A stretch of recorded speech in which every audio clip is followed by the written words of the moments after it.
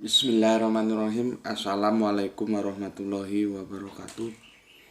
Asyhadu an la ilaha illallah, asyhadu anna Muhammadar Rasulullah.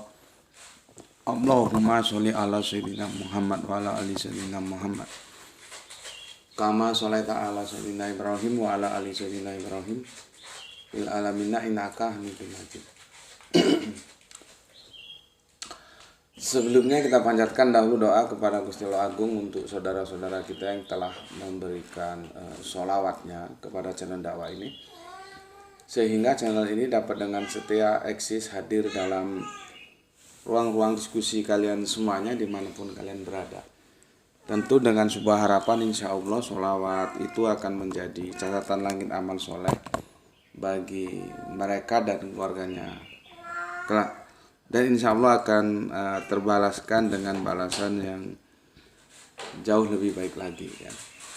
Kemudian untuk seluruh pewer terkasihku dimanapun kalian berada, di mancanegara, di dalam negeri, aku ucapkan terima kasih atas apresiasinya. Semoga selalu always dan tidak pernah never tetaplah bertumbuh menjadi satu pribadi tangguh yang anti skip dan anti download. Bagi yang berkenan silakan saja di share linknya ya, link kajiannya. Jadi jangan diunduh kemudian dipotong-potong nggak karuan lalu diunggah ulang. Itu bisa miss nanti ya. Jadi linknya saja. Kemudian untuk seluruh pewarta kasihku aku ucapkan terima kasih yang sebanyak-banyaknya atas doa-doa baiknya untukku dan keluarga, dan semoga kebaikan doa itu juga tercurahkan untuk kalian semuanya. Sebagai sesama saudara kita saling mendoakan dalam kebaikan, dan insya Allah doa kita bagian dari sekian banyak doa yang dikabulkan oleh Gusti Allah Agung. Amin, amin ya robbal alamin. Oke. Kopinya masih panas. Kita lanjutkan kajian kita, masuk dalam seri yang ketiga ya. Apakah ini bisa menjadi closing ya? Kita lihat aja nanti ya.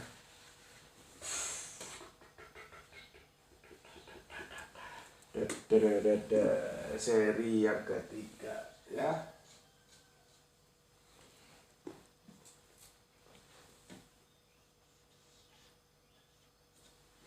Haruskah menunggu Yesus datang lagi ya? Kemarin kita jelaskan, kita sama-sama ngaji tentang Yohanes 14 27 sampai 29. Matius 24 23 Matius 24 3 sebagai pendukungnya ya. Nanti akan aku review sejenak ya tentang apa ayat-ayat yang sudah kita kompilasi dan langsung kita eksekusi ya, supaya kalian mendapatkan sebuah pemahaman yang utuh. Nah, sebelum kesana aku bacakan dahulu komen yang masuk dari kalian sebagai bentuk apresiasiku ya.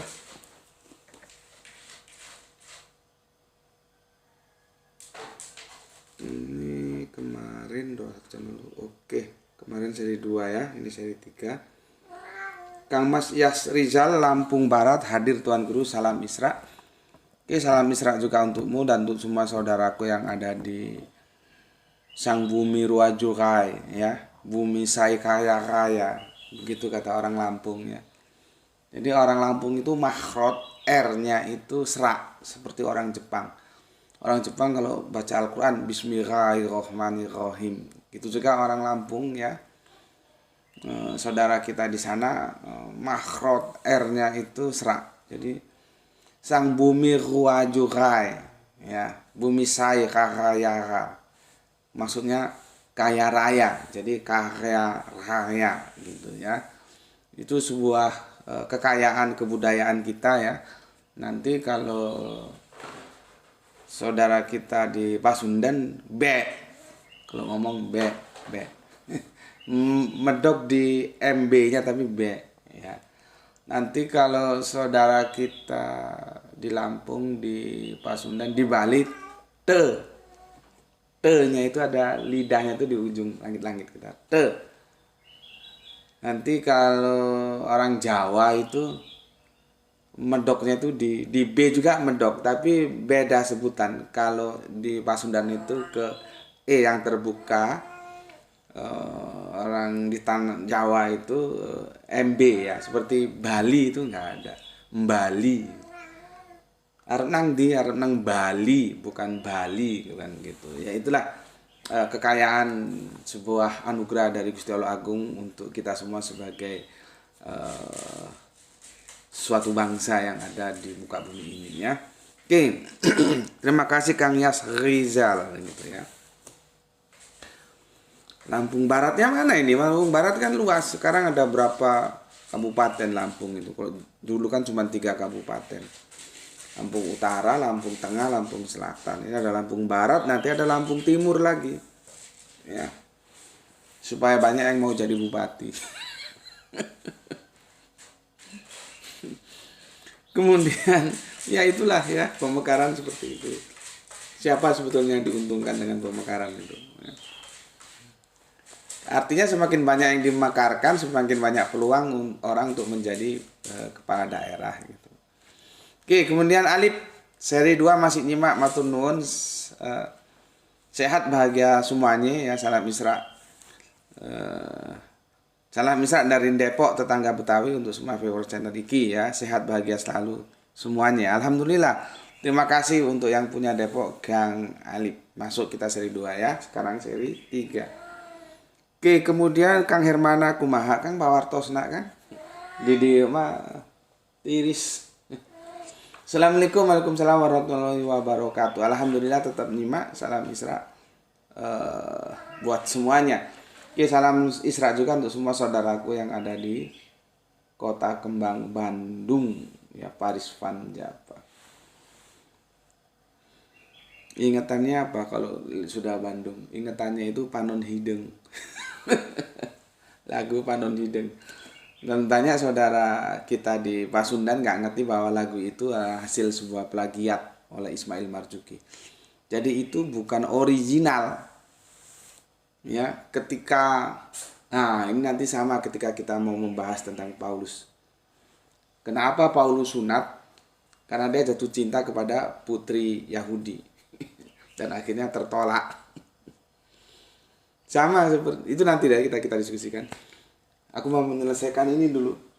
Surat An-Nisa surat 4 ayat 1 ini ya, supaya tidak keliru kalian memahaminya, jangan terkontaminasi Bible ya.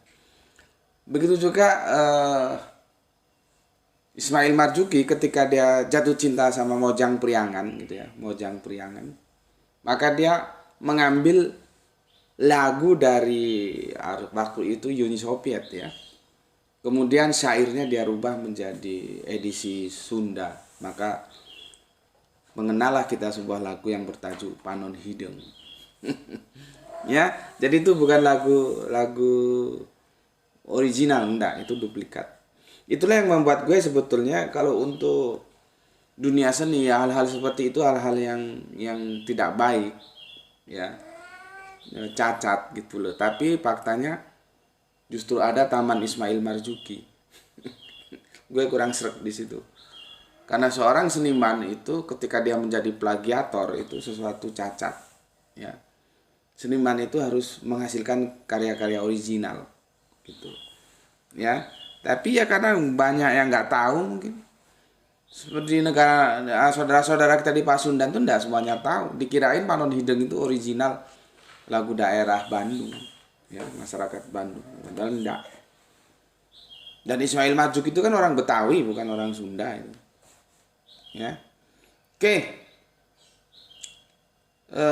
Kang Sahran Gipari menyimak setelah 1 jam tayang sambil berjemur mentari pagi yang hangat ditemani sangkir kopi hitam panas yang gurih. Mantap. Lanjutkan. Gispati, alhamdulillah Palu hadir ke 1. Mantap. Salam Isra Tuan Guru dan buat semuanya. Oke, matur thank you, matur mbah nuwun atas 3 merah hatinya. Salam Isra untuk semua saudaraku yang ada di Palu. Kemudian Kang Suitno, terima kasih atas 3 merah hatinya. Nggak tahu ada di mana dirimu. Kita lanjutkan Kang Klan Suseno. Namanya keren ya, Klan Suseno. Nanti Clausius Suseno. Wah, lebih keren. Seperti Van Damme itu kan namanya depannya tuh ada Claw ya. Karena dia kan bukan orang Amerika tuh, asli orang Swedia atau mana gitu. Jadi nama-namanya hampir seperti nama-nama orang Prancis ya. Assalamualaikum, absen nomor 13 Tuan Guru. Mantap, mantap. Terima kasih Kang Klan Suseno ya. Kita lanjutkan soleha kita ya, si Gelistea ya, Rahani ya. Assalamualaikum, waalaikumsalam Tuan Guru. Oke, atur nuhun seberahnya telu. Ada 3 merah hatinya, atur nuhunnya. Kita lanjutkan Kang Mas Ari. Assalamualaikum, waalaikumsalam. Saya nyimak Gus meskipun saya nggak komen. Oh begitu kah? Ya kalau gitu kan aku nggak tahu. Bagaimana aku selalu mengingat namamu. Ya kamu harus komen. Kalau nyimak doang kan gue kagak ngerti gitu ya. Makanya harus sering komen supaya gue ingat. Lu komen aja gue kadang-kadang nggak ingat. Karena kalian mengingat aku cuma satu. Lah aku mengingat kalian ada berapa banyak.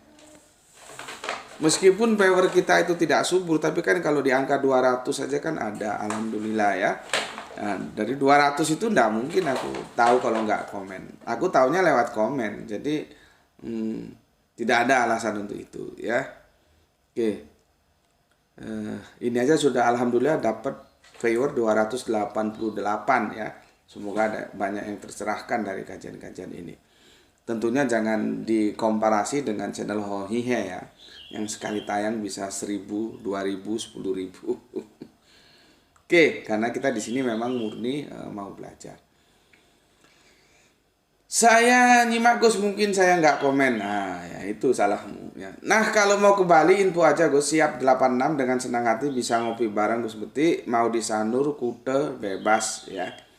Oke, terima kasih atas tawarannya. Terima kasih serta salam hangat untuk saudaraku sekalian.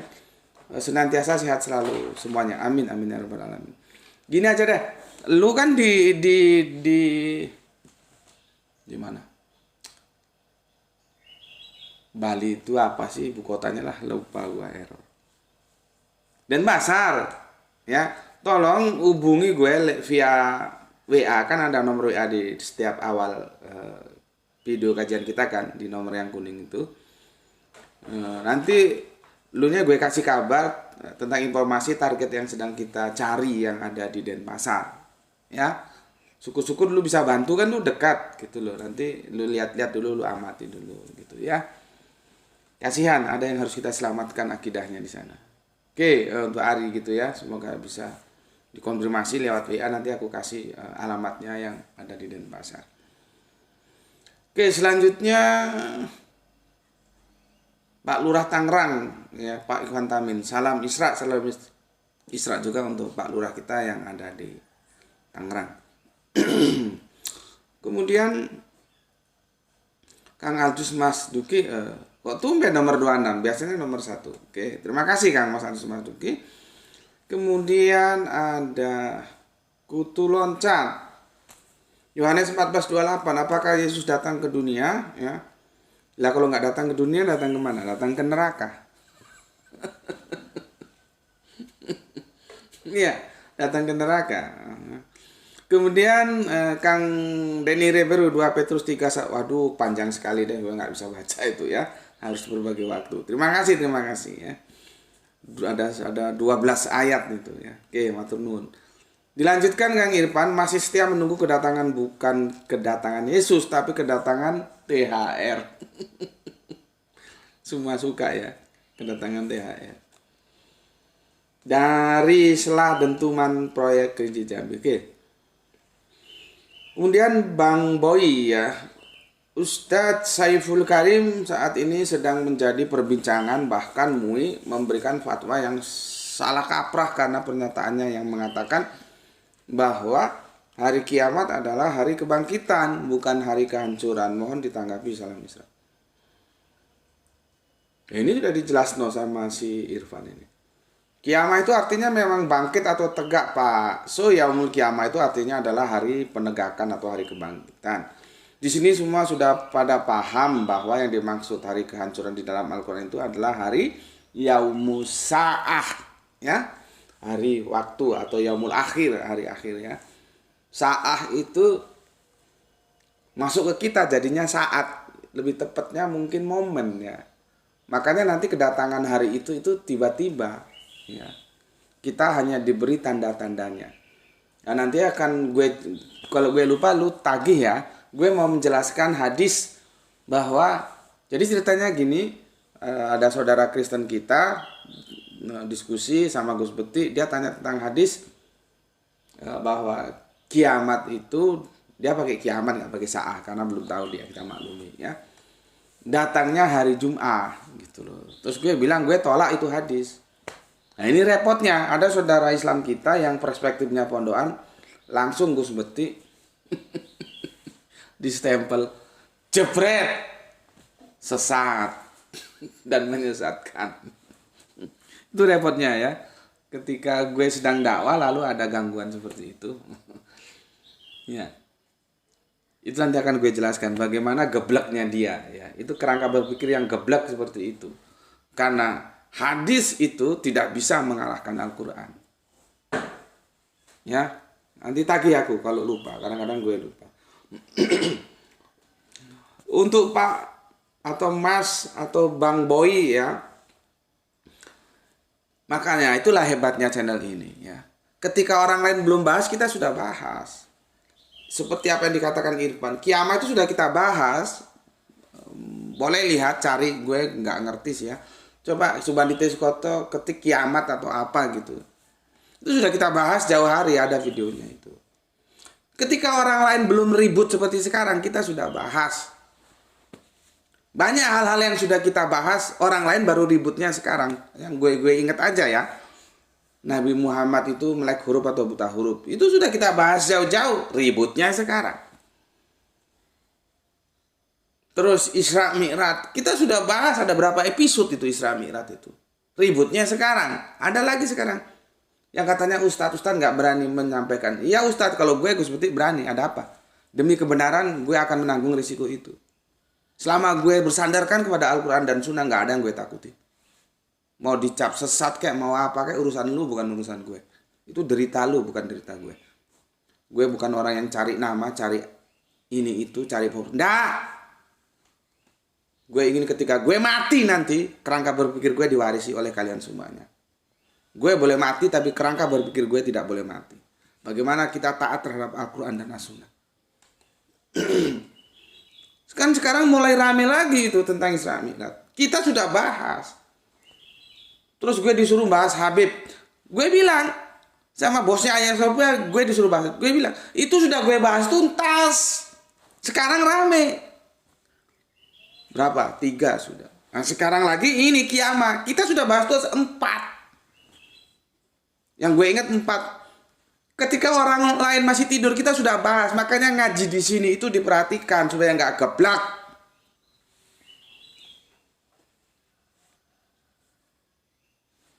Tema-tema yang sensitif itu sudah kita bahas. Makanya lu juga harus siap menanggung apa yang gue tanggung.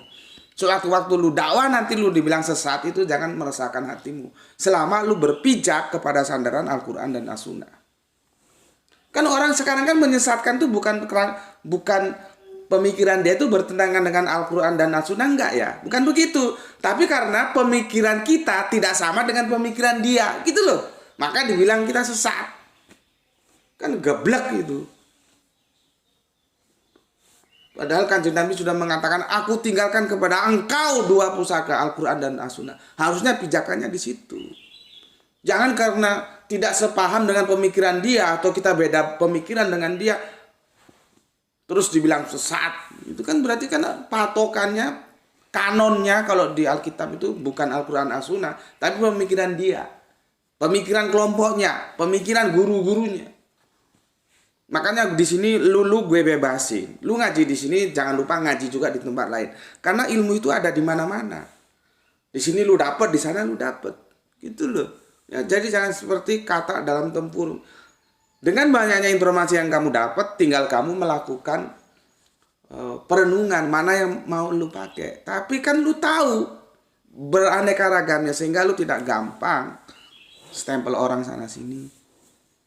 Kalau mereka mau menstempel kita itu urusan mereka, bukan urusan kita. Terserah saja. Ya. Jadi kiamah Itu seperti yang Irfan jelaskan ini, ya. Ya.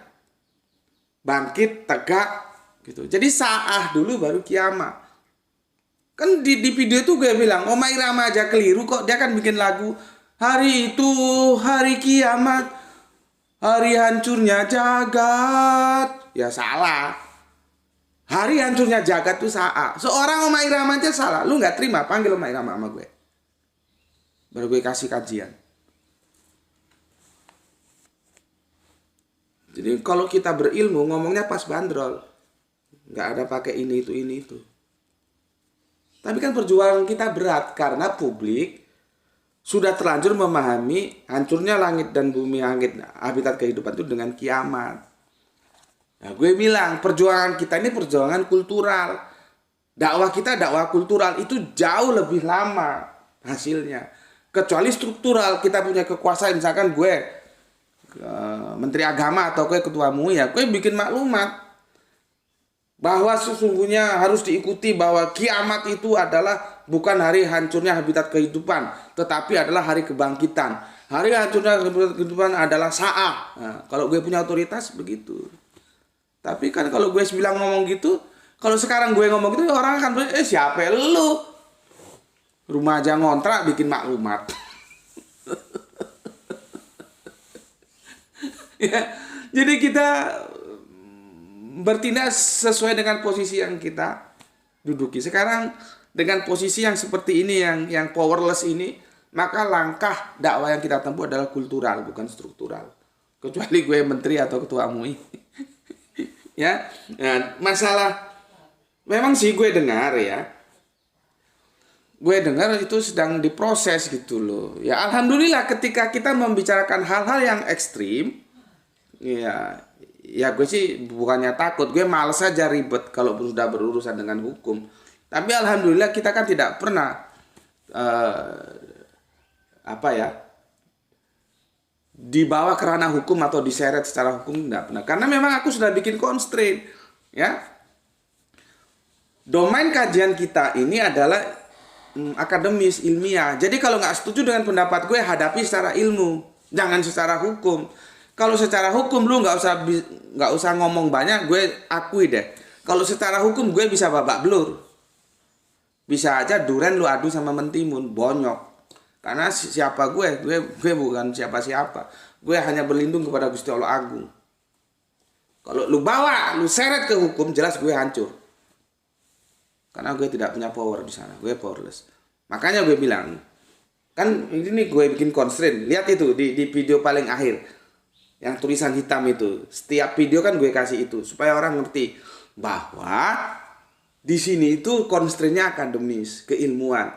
Gue punya ilmu seperti ini, gue punya pengertian seperti ini. Lu nggak terima, lu hadapi gue secara ilmu, bukan secara hukum. Dan alhamdulillah sampai sekarang kita tidak pernah bersinggungan dengan hukum, ya.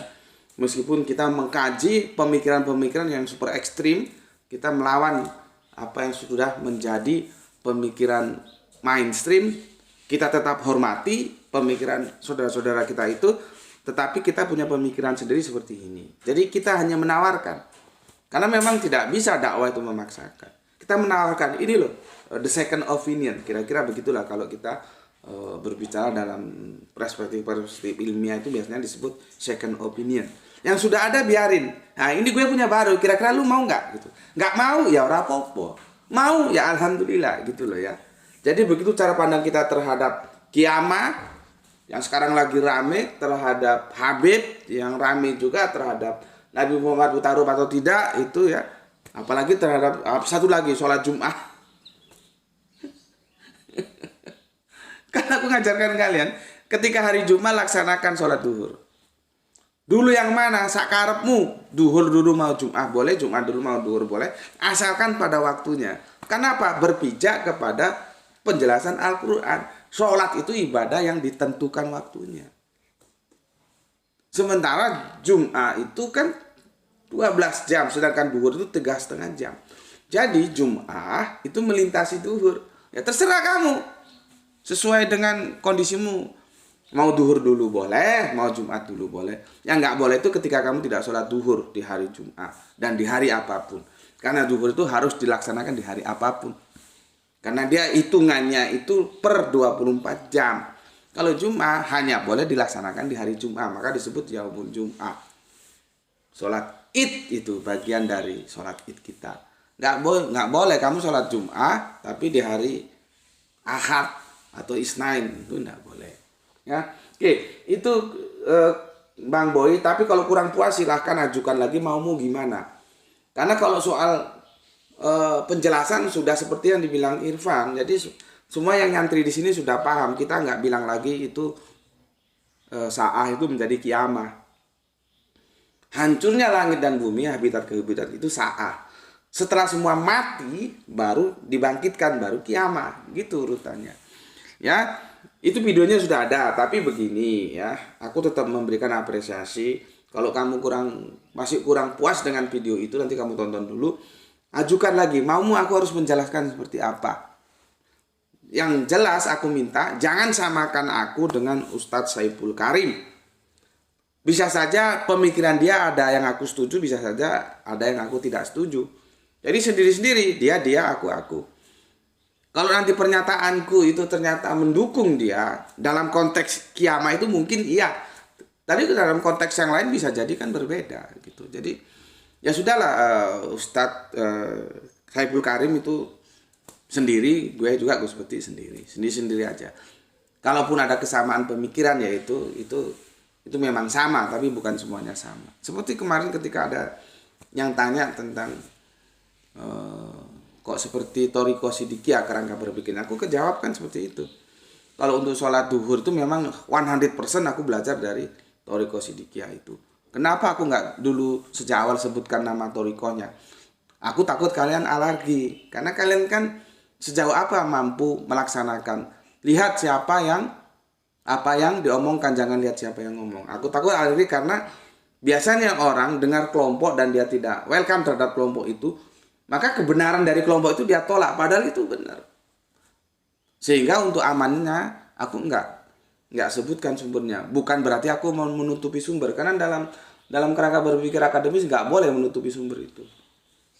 Nah sekarang kan sudah aku buka, sudah tahu. Oke, aku belajar dari sana. Karena kamu sebelumnya sudah tak kasih ilmunya. Jadi jangan alergi nama kelompok. Kebenaran itu datang dari mana saja. Ya. Tuh, kemudian tentang Kanjeng Nabi Isa tidak turun lagi dan tentang apa?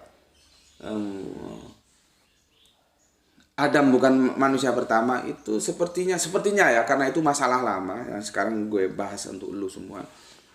Gue agak-agak lupa sih ya. Sepertinya dia tidak semurni sholat duhur. Kalau sholat duhur dan sholat Jumat itu murni saya belajar dari teman Thoriko Sidikiyah. Tapi kalau yang dua ini bisa jadi ada titik temu antara cara pandangku dengan cara pandang Thoriko itu, gitu. Ya, begitu juga nanti kiamat itu. Kalau cara pandangku ketemu dengan cara pandang Ustadz Saiful Karim ini ya, terus jangan kamu bilang bahwa aku itu mendukung dia atau aku satu barisan dengan dia, jangan. Biar sendiri-sendiri aja, dia sendiri, gue sendiri gitu. Kalau ada yang ketemu ya alhamdulillah, tapi kan tidak menutupkan ada hal-hal yang tidak ketemu. Gitu ya. Gitu Kang Boy, semoga penjelasannya bisa diterima. Videonya sudah ada, silakan cari nanti yang para senior tolong bantu videonya mana waktu kita bahas menduduk permasalahan kiamah dan sa'ah. Kalau masih kurang puas juga sampaikan lagi dalam komen maunya seperti apa, harus saya jelaskan gitu ya. Dan sekali lagi alhamdulillah semua yang spektakuler itu sudah kita selesaikan beberapa waktu yang lalu ketika mereka belum ramai, kita sudah kaji semua. Dan alhamdulillah sampai sekarang kita tidak pernah berurusan dengan hukum. Dan aku masih bisa mengantarkan bidadari kecilku sekolah, masih bisa jemput antar kerja, masih bisa ngisi kajian untuk kalian semuanya ya. Alhamdulillah. Karena sudah gue males berurusan dengan hukum tuh mal. Yang laporan yang gini ribet gitu ya. Oke. Itu aja komentarnya dan sudah aku baca semua dan kita sekarang masuk ke sini ya. Kajian kita ya. Haruskah menunggu Yesus datang lagi? Ya, bismillah.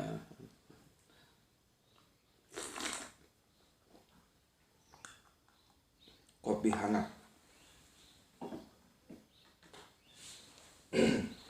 Oke. Aku review dulu ya. Reviewnya ini cuma untuk meneguhkan karena kemarin ayat-ayatnya sudah aku hambarkan semua untuk kalian semua. Ya, ini sekedar untuk mereview saja, jadi aku baca saja ya. Markus 14:62. Jawab Yesus, "Akulah dia, dan kamu akan melihat Anak Manusia duduk di sebelah kanan yang Maha Kuasa dan datang di tengah awan-awan di langit." Ya, duduk di sebelah kanan yang Maha Kuasa, ya, dan datang di tengah-tengah awan di langit. Jadi mungkin dia naik awan atau gimana ya. Yang menjadi pertanyaan, cuman ini tidak stressing point kita ya. Bagaimana si Markus itu bisa melihat Yesus duduk di sebelah kanan ya. Sebelah kanan yang Maha Kuasa itu siapa? Ya kadang-kadang disebut Allah, kadang-kadang disebut yang Maha Kuasa. Karena Yesus sendiri mengatakan tidak ada yang pernah melihat Allah, suaranya pun tidak. Lah kok si Markus bisa mengatakan Yesus duduk di sebelah kanan yang Maha Kuasa. Yang Maha Kuasa itu kan Allah. Kan jadi tabrakan itu ayat, tapi udahlah ya. Itu bukan tajuk yang sedang kita diskusikan. Oke. Kemudian Markus itu dia mereview dari Daniel 7:13. Aku terus melihat dalam penglihatan malam itu tampak datang dengan awan-awan di langit, ya. Awan-awan dari langit, seorang seperti anak manusia.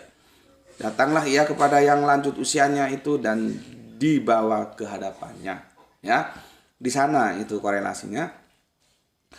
Kemudian Petrus yang duduk di sebelah kanan Allah setelah ia naik ke sorga, ya, sesudah segala malaikat kuasa dan kekuatan ditaklukkan kepadanya. Nah ini juga kita nggak tahu Petrus memangnya dia bisa lihat Allah, kok bisa ngomong Yesus duduk di sebelah kanan Allah. Bisa lihat itu Allah, sebelah kanannya Yesus gitu. Padahal Yesus sudah bilang tidak ada yang pernah melihat Allah, suaranya pun tidak.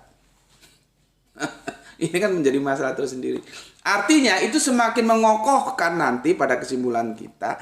Ini cerita ini adalah sebuah pengharapan, tidak faktual. Masalahnya banyak yang keliru. Yesus akan turun lagi itu dianggap sebuah yang faktual, itu yang jadi masalah.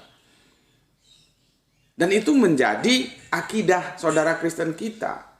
Masuk ke dalam hal-hal yang sangat fundamental, urgen, ya, penting, ya. Lalu bagaimana sikap kita? Ya kita sebagai iman ya kita hormati saja.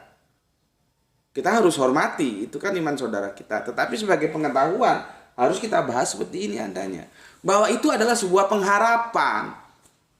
Semoga terjadi demikian untuk membangun mentalitas pengikut-pengikut Yesus yang pada saat itu ambruk.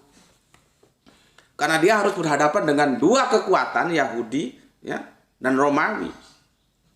Yang mereka sudah main mata untuk menghabisi Yesus dan kemudian tentu pengikutnya setelah Yesus meninggalkan mereka. Makanya disebut ya sebagai ancang-ancang.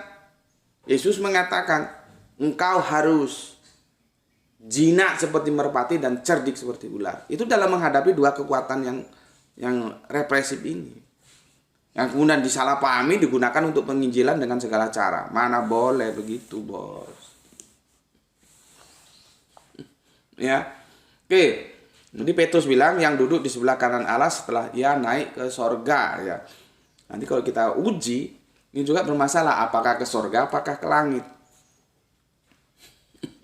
Tapi itu bukan bagian dari stressing point kita. Oke, Markus 16:19. Sesudah Tuhan Yesus berbicara demikianlah kepada mereka, terangkatlah ia ke sorga, lalu duduk di sebelah kanan Allah. Seperti tadi, bagaimana Markus bisa lihat ada Allah? Maka kalau kita tidak mau membenturkan ayat ini dengan pernyataan Yesus bahwa tidak ada orang yang pernah melihat Allah, suaranya pun tidak, maka ini harus ada dalam tataran metafora. Bukan yang faktual, Yesus naik ke sorga, nampak duduk di sebelah kanan Allah. Terus nanti turun, nampak.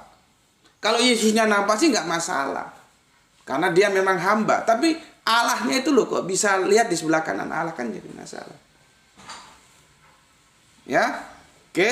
Jadi Markus 16:19 itu terlepas ini ayat sisipan atau tidak itu kita abaikan dulu. Ya. Karena nanti di mana seharusnya Markus itu berhenti, itu juga debatable.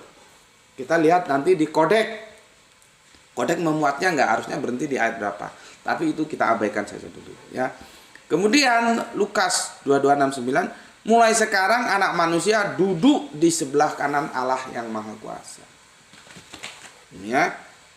Mulai sekarang ya. Mulai sekarang duduk di sebelah kanan Allah yang Maha Kuasa.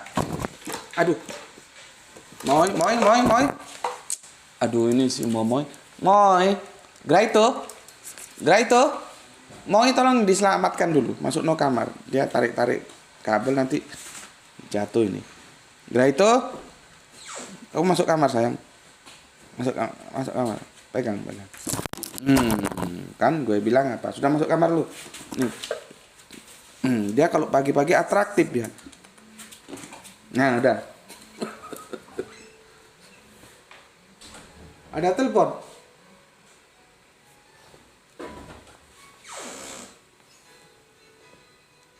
Oke dah, ya kita lanjutkan. Ya sorry, ada Momai sudah besar sekarang, suka goda-goda kita. Oke, itu ya, duduk di sebelah kanan Allah. Ya.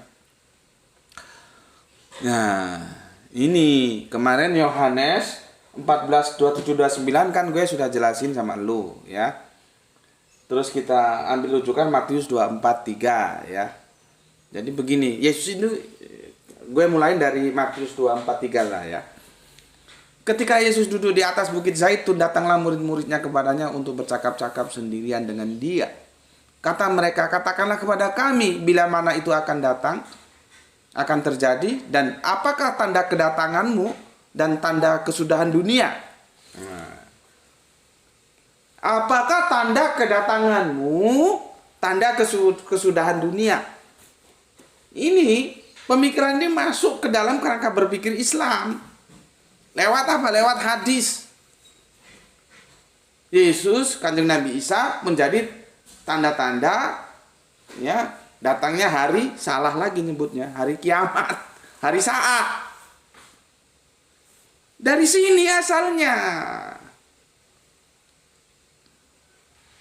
Cuman kan gue bilang ya, kita mengikis sebuah pemahaman yang sudah lama berkarat dalam hati, dalam pikirannya, dalam kehidupannya, dalam ingatannya, itu memang tidak mudah. Ini gue khususnya untuk teman-teman yang Kristen juga supaya ngerti, sekalian juga saudara-saudaraku yang Islam juga mengerti. Semuanya mengerti lah ya, saudaraku yang Islam, saudaraku yang Kristen. Bagaimana sebetulnya duduk permasalahan kedatangan yang kedua ini. Sudah jelas aku katakan untuk yang Kristen, saudaraku semuanya, kalau itu sebagai iman tentunya aku jangan pernah rasa khawatir, aku akan memberikan penghormatanku 100%. Dan semua yang ngaji di sini harus menghormati itu, karena iman itu merupakan hak prerogatif yang harus kita hormati. Tetapi kan kita membahasnya sebagai pengetahuan di sini ya. Nah, ini supaya tidak ada ketersinggungan, karena ini fundamental dalam kekristenan, kedatangan yang kedua. Kenapa fundamental nanti gue jelasin. Ya, nah untuk saudaraku yang Islam, ya coba dipikir ulang lah. Ini akidah saudara Kristen kita, biar menjadi milik mereka. Terus kok kamu pegang kuat-kuat seolah-olah itu menjadi sebuah kebenaran gitu loh, yang bikin gue repot sama lu.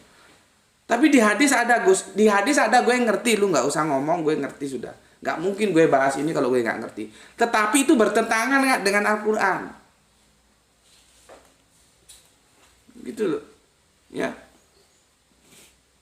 Baca surat Al-Mu'minun ayat yang ke-50 kalau nggak salah. Di sana akhir kehidupan Kanjeng Nabi Isa. Dilindunginya di sana, bukan sekarang disimpan di langit, di sorga atau di mana, nanti turun lagi. Dan Al-Quran tidak pernah mengatakan turun, yang dikatakan naik, rafa'a, diangkat. Masalahnya diangkat itu pun harus dipahami seperti apa. Itu ya. Oke, sudah ya, siap-siap ya. Aku bacakan mengapa ini menjadi fundamental. Kita akan, jadi ini berputar ini. Dari Yohanes 14 kita kembali ke Yohanes 1-3 ya. 1-3. Nanti kita tahu di mana titik temu dan titik beda antara Islam mainstream dan Kristen.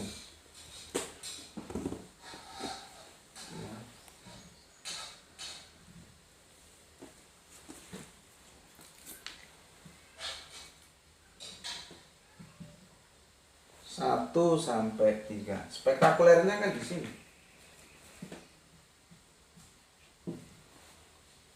Ini memang gini dah, siksa. Turun ya, balik lagi. Kemarin Yohanes berapa, sekarang balik ke Yohanes 1. Kalau yang kemarin kan Yohanes 14, 27 sampai 29. Kita balik ke Yohanes 1, 3. Memang aku cara menjelaskan tidak harus urut seperti Alkitab itu, enggak. Mana hal-hal yang aku ajukan dulu sebagai serpihan-serpihan yang nanti akan membangun parsel yang sedang kita diskusikan. Nah, bangunan parsel utamanya di sini. Ya, lihat ini. Yohanes 14, 1, 3. Jangan gelisah hatimu. Percayalah kepada Allah. Percayalah kepadaku. Ya. Di rumah Bapakku, tahu ya, kalau Bapa itu mengarah kemana? Kalau Yesus ngomong Bapa itu mengarah kemana? Otakmu harus tahu. Ya. Di rumah Bapakku banyak tempat tinggal. Dalam kerangka perspektif kekristenan, rumah Bapa itu di surga. Ya, makanya doa itu kan doa Bapa kami kan, Bapa kami yang di surga, dikuduskanlah namamu gitu. Nanti kalau dalam perspektif Islam kan nggak ada penjelasan Allah itu ada di mana. Apa di surga? Kan nggak ada penjelasan. Beda memang. Kita tidak bisa ngomong tentang Allah kalau Allah sendiri tidak menjelaskan untuk kita. Jangan melampaui apa yang Allah tidak katakan. Ya. Kalau teman-teman Kristen mengatakan bahwa Bapa itu di surga. Seperti tadi aku bilang, maka doa Bapa kami yang di surga. Nah, tempatnya di surga. Kalau kita kan nggak diberi informasi tentang Allah itu ada di mana. Ya. Jelas? Oke, jadi kalau ada kata Bapa itu konsentrasinya ke Allah itu ya. Janganlah gelisah hatimu, percaya kepada Allah. Percayalah kepadaku. Di rumah Bapakku banyak tempat tinggal. Di rumah Bapakku banyak tempat tinggal. Ya. Jika tidak demikian, tentu aku tidak mengatakannya kepadamu. Artinya Yesus itu nggak bohong, nggak goroh, gitu loh, nggak tipu-tipu. Kalau tidak demikian, nggak mungkin aku berkata kepadamu, gitu loh. Apa maksudnya? Bahwa di rumah Bapakku, di rumah Allah itu, di rumah Alif Lam Lam Ha itu, di rumah YHWH itu banyak tempat tinggal. Gitu ya. Oke, wah ini gue kalau ngisi khotbah di gereja asik juga ya. Tapi sampai sekarang belum ada undangan khotbah di gereja ya. Sebetulnya gue mau-mau aja ya.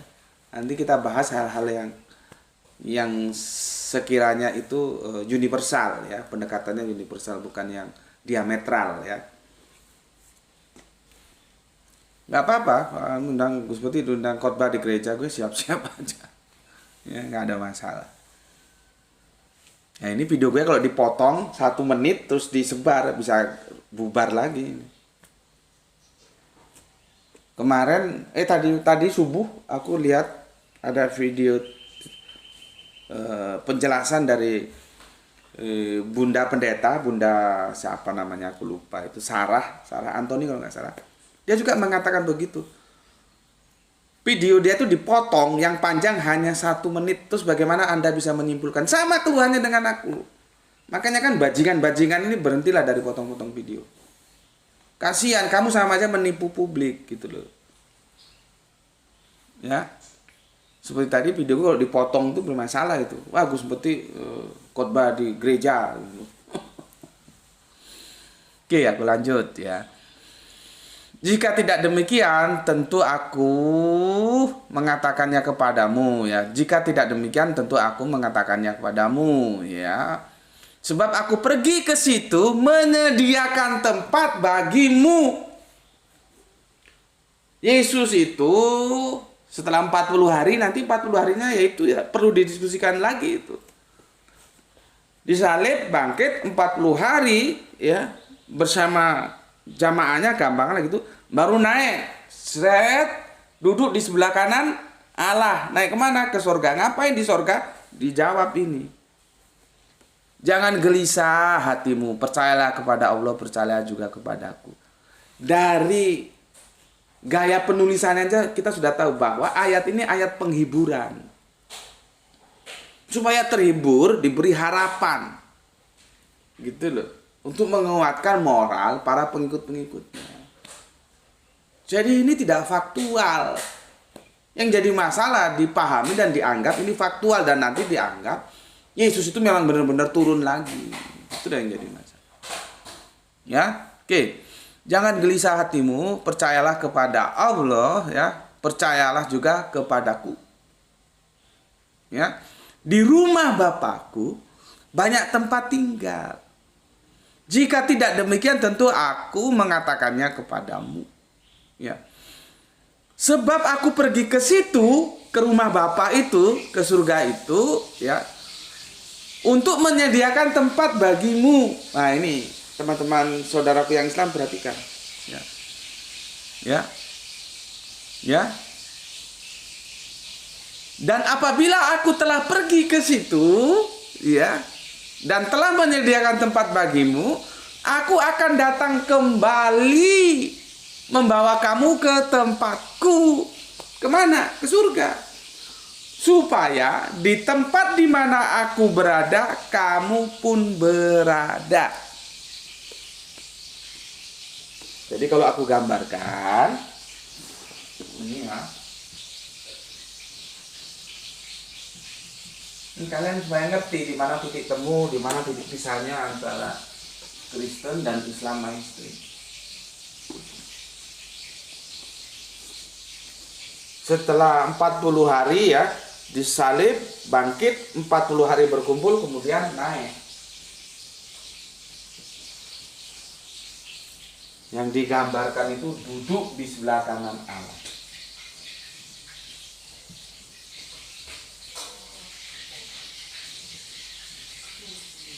Ya, naik ya. Naik, duduk di sebelah kanan Allah.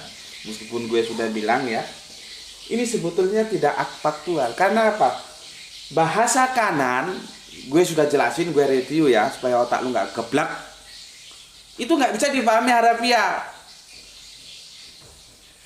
Jangan main-main sama si Pak Ijo. Kenapa? Oh, dia tangan kanannya bos. Apa yang Pak Ijo bilang, bos pasti percaya. Nah, itu artinya bukan bosnya punya tangan kanannya itu Pak Ijo, nggak begitu. Artinya ya, bahwa Pak Ijo itu menjadi orang kepercayaannya. Disebut tangan kanan. Nah, di sini disebut di sebelah kanan Allah. Artinya apa? Yesus itu ya sudah pastilah, karena Yesus kan hamba Allah yang dipilih oleh Allah untuk menjadi salah satu dari sekian para nabi yang terkasih. Jadi pantas dia menduduki tempat terhormat di hadapan Gusti Allah Agung. Gitu loh cara memahaminya. Jangan lu kira ini Allah, terus ini Yesus duduk gini. Kan jadi kacau kalau pemahamannya seperti itu.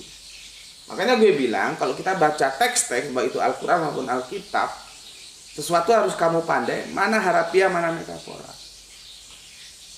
Nah ini dia naik ke atas, ya, duduk di sebelah kanan Allah. Untuk ngapain? Menyiapkan tempat di sorga, di rumah Bapa. Ya, ya. Nah nanti di sini korelasinya kalau sama Islam itu di Quran surat berapa itu? Surat 4 ya, 157, 158. Karena ada diksi rafa'ah. Rafa'ah itu diangkat yang naik. Nih. Kalau ini tadi ayat-ayatnya kan gue sudah baca berapa ayat itu ya, gue nggak sebut lah ya. Duduk di sebelah kanan Allah, naik diangkat. Di Islam, Quran surat 4, 157, 158, rafa'ah diangkat. Tapi yang asiknya di Al-Quran nggak ada bilang turun, nggak ada. Lu cari sampai mampus. Ajarin gue kalau ada. Kanjeng Nabi mau diturunkan, itu ada nggak? Itu kan sebuah asumsi yang dibangun. Karena apa? Sudah terkontaminasi hadis. Coba di situ lihat, kamu kritik terus ada dua yang menjelaskan itu bagaimana masa lalunya. Itu adalah ahli kitab. Masuk Islam. Makanya gue bilang kan, pegang Al-Quran itu. Karena dia menjadi literasi utama dalam keislaman kita. Hadis itu relatif, kalau Al-Quran absolut. Hadis kita terima selama dia seiring, sejalan, seirama dengan Al-Quran. Begitu loh. Ya, nggak ada kata turun, nggak ada. Yang ada rafa'ah, nuzul nggak ada. Isa nuzul sampai mampus kamu cari nggak ada. Tapi Isa mengalami rafa'ah itu ada memang. Sekarang yang jadi masalah, naik atau diangkat tuh diangkat seperti apa? Gue sudah berkali-kali ngomong sampai bosen. Sebentar lagi juga ada pengangkatan menteri oleh presiden terpilih. Apakah menterinya terus naik ke atas? Itu masalahnya. Ya. Jadi untuk perspektif Kristenan di sebelah kanan Allah itu artinya mempunyai posisi yang terhormat, bukan benar-benar ini Allah terus di kanannya Yesus. Dari situ aja kita tahu bahwa ini surat yang ditulis oleh Yohanes dan kawan-kawan ini itu sebuah pengharapan, bukan yang faktual. Ya, oke. Dia naik menyiapkan tempat di sorga, nanti turun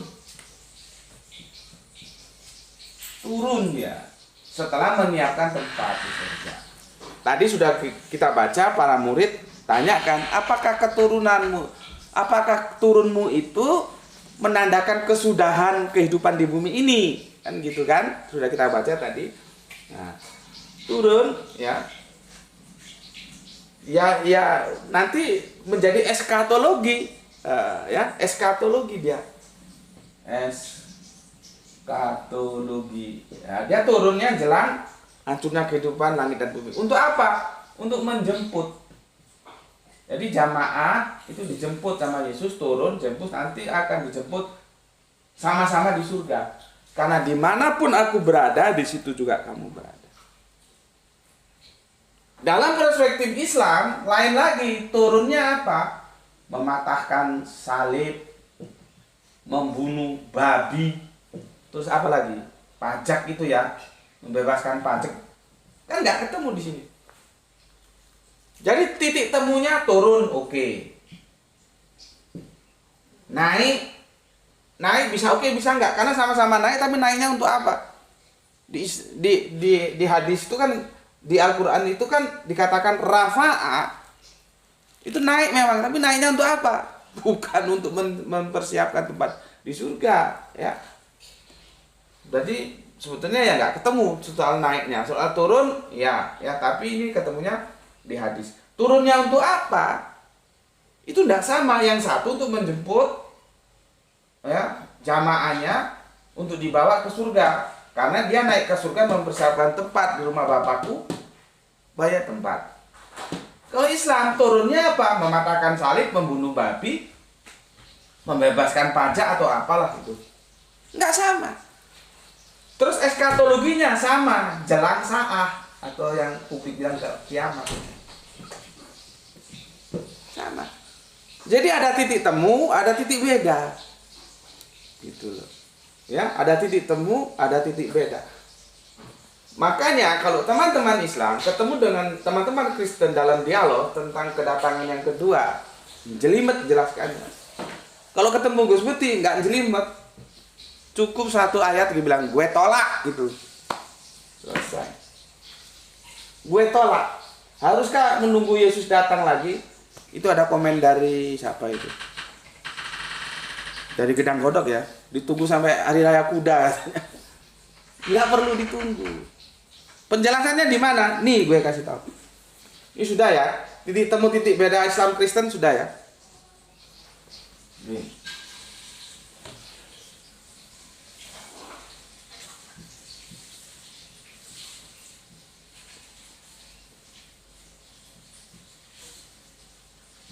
Oke, gue jelasin lagi ya supaya lu paham. Disalib, dimakamkan, bangkit 40 hari bersama jamaah, naik ke surga, mempersiapkan tempat ya, karena di rumah Bapak itu banyak tempat, janji nanti mau kiamat turun lagi. Ngapain? Jemput para jamaah untuk di surga, agar di mana aku berada di situ kamu berada. Ya, itu perspektif kekristenan seperti itu. Perspektif Islam, ya, naik nggak tahu naiknya kemana, ya, karena salah memahami rafaah tadi itu, ya. Kemudian nanti turun, itu di hadis. Turunnya untuk apa? Nggak sama. Kalau di sini untuk menjemput jamaahnya, diajak ke surga. Kalau Islam nggak, membunuh babi, mematahkan salib, membebaskan pajak kalau nggak salah, ya. Nanti tolong dilihat itu. Nggak sama. Ya. Kita juga nggak tahu membunuh babi itu apa masuk kandang babi gitu. Membunuh salib apakah terus naik gereja salib dipatah-patahin gitu. Kembalikan metafora juga. Sesuatu yang metafora itu tidak faktual. Goblok. Oke. Sekarang kita lihat kenapa aku, ya, tidak perlu lagi menunggu Yesus datang. Aku akan bahas dari sudut pandang Alkitab.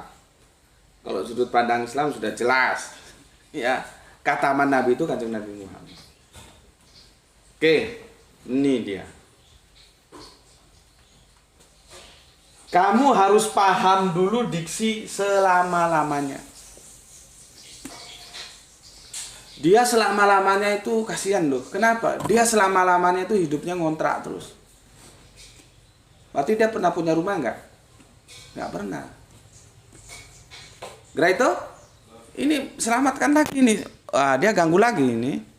Ngomong. Tahu ya? Dia selama-lamanya jualan pisang goreng, maka dia tidak pernah jualan selain pisang goreng. Itu harus paham. Kalau otak lu di sini nggak paham diksi selama-lamanya, gue ribet jelasin. Gue juga nggak tahu. Dulu belajar pelajaran bahasa lu dapat nilai berapa? Kok geblek aman? Ya.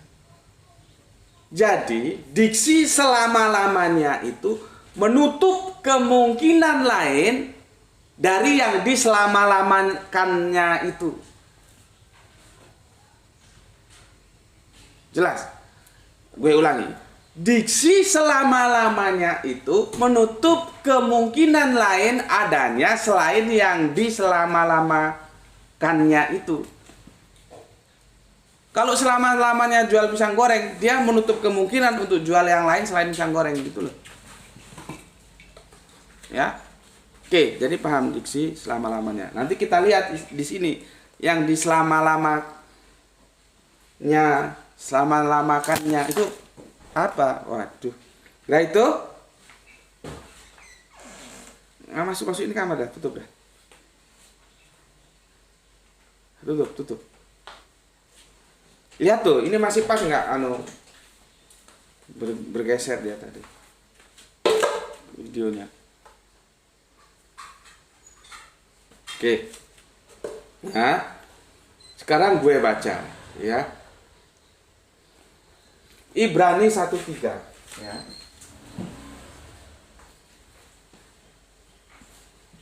Ibrani 1. Kitab ini menjadi polemik ya. Apakah itu yang menulis Paulus atau bukan Paulus, ini polemik. Para pakar Alkitab juga masih bingung menentukan. Lalu diambil sebuah kesimpulan, itu yang menulis bukan Paulus tapi terinspirasi dengan gaya-gaya penulisan Paulus. Ada yang mengatakan begitu. Tapi itu kita abaikan ya. Sekedar informasi aja karena sudah kita bahas dahulu ya. Di kitab Ibrani ini polemik apakah yang menulis Paulus atau bukan ya. Ibrani 1:3 begini. Ia adalah cahaya kemuliaan Allah dan gambar wujud Allah. Gambar Allah sudah kita jelaskan ya. Gambar Allah itu ya bukan Allah. Gambar handphone dia bukan handphone gitu ya. Jadi Yesus itu adalah cahaya kemuliaan Allah dan gambar wujud Allah. Ya. Dan menopang segala yang ada dengan firman-Nya yang penuh kekuasaan. Ya. Dan setelah ia selesai mengadakan penyucian dosa, nah kenapa? Karena Paulus membangun dogma soteriologi salib. Lewat salib itu dosa dibersihkan. Gitu ya. Maka dia bilang begini, ya. Dan setelah ia selesai mengadakan penyucian dosa, Ia duduk di sebelah kanan yang maha besar di tempat yang tinggi. Tuh. Ya. Dia duduk ya di sebelah kanan yang maha besar di tempat yang tinggi. Sama dengan narasi yang sudah kita bacakan tadi, ya. Duduk di sebelah kanan Allah. Sama. Nah, sekarang permasalahannya kita adalah masalah tempus delicti. Kalau orang hukum begini. Tempus itu tempo atau waktu. Sampai kapan dia duduk di sebelah kanan Allah? Makanya gue ajarin lu, pahami dulu diksi selama-lamanya. Maka kita lihat ya. Tadi Ibrani 1:3, sekarang Ibrani 10:12.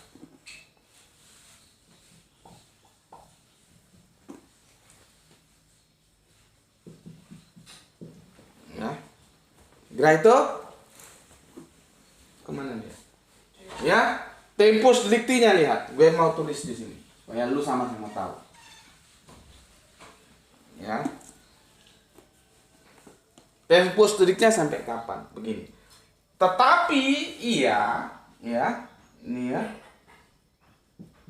Tetapi bukan tetapa. Tulisan gue jelek ya. Kalau gue nulis, mata lu lihat ke sini supaya lu tahu. Tulisan dokter aja kalah jelek sama gue. Tetapi ya. Tetapi ia, Yesus maksudnya, setelah mempersembahkan ya. Setelah mempersembahkan ya. Tetapi ia setelah mempersembahkan hanya satu korban saja. Hanya satu korban saja karena dosa.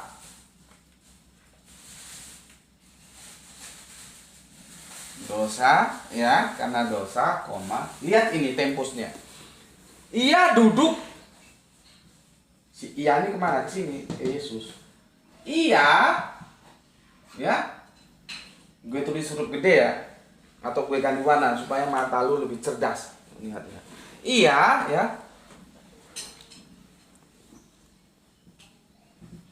Nih, perhatikan. Ia duduk ya. Untuk apa nih? Ya. Nih, dikasih huruf gede.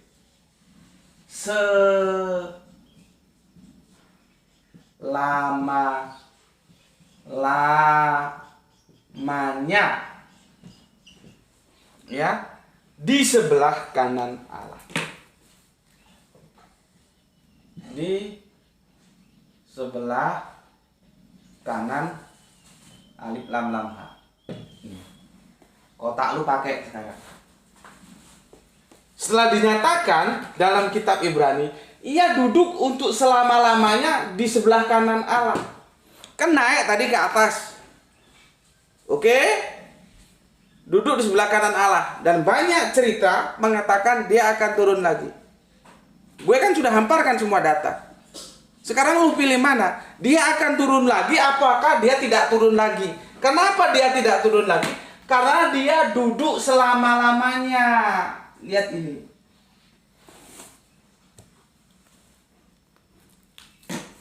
Gue sudah bilang, diksi selama-lamanya itu akan menafikan di luar yang diselama-lamanya kan. Di sini yang diselama-lamakannya apa? Duduk. Maka dia tidak mungkin turun lagi karena ia duduk untuk selama-lamanya di sebelah kanan Allah. Jadi ketika naik, duduk selama-lamanya di sebelah kanan Allah. Tidak turun lagi. Ini ayatnya.